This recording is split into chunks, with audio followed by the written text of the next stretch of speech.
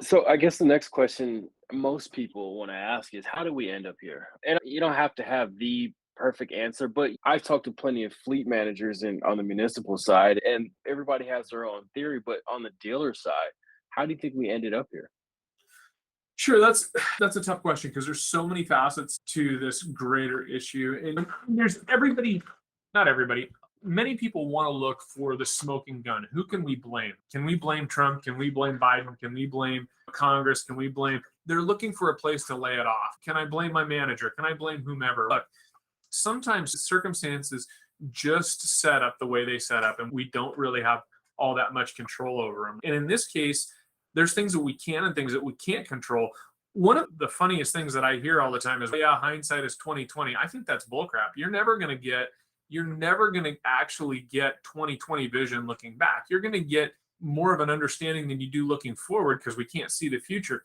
But there is no 2020 vision on anything, and we're going to make another mistake going forward. We're thinking we're going to learn from the past, and we are learning from the past. But even now, we're going to look back and we're going to say, hey, we made another mistake going forward with supply chain or with inflation or whatever it might be. But how we got here ultimately is, from my view, okay, from our industry, how we got here, this goes way back all the way. It could start back in the 50s. Toyota, when they came out with just-in-time manufacturing, that was incredibly important. And we continue to support just-in-time manufacturing. We think that it's a very good way to go. But the problem with just-in-time manufacturing is it also requires that you have suppliers that can make sure that the product gets there just in time.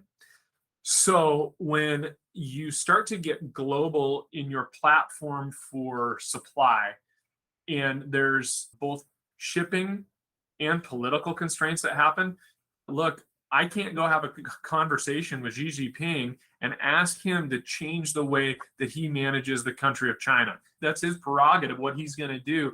I just have to live with it. And unfortunately, most of my microchips and most of my electronic control modules come from there. And so when they shut down their country, I should say, when they shut down a region because of a COVID outbreak, or even we're talking sometimes a small COVID outbreak, and they shut down their entire manufacturing sector in a region, it affects everything that goes on over on our side of the ocean.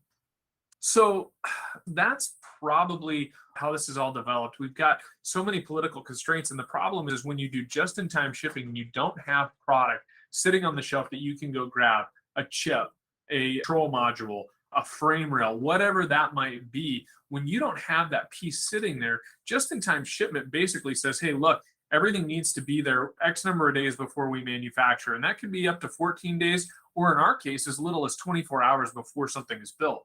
That's when we want that product there. Well, all those parts and pieces have to show up, and it has to be coordinated very accurately. And unfortunately, when you start to have things like the Suez Canal, and you have the Port of Long Beach, you have the rail yards, and now possibly a railroad strike, anytime those things start to create a hiccup in your supply chain, it can shut down your final product build. And that's kind of what we're dealing with. And that's kind of what has led to this. The World Trade Organization forming back in the mid 90s wasn't a bad thing by any means, but it did make our shipping more, or our production, there we go, our production more global.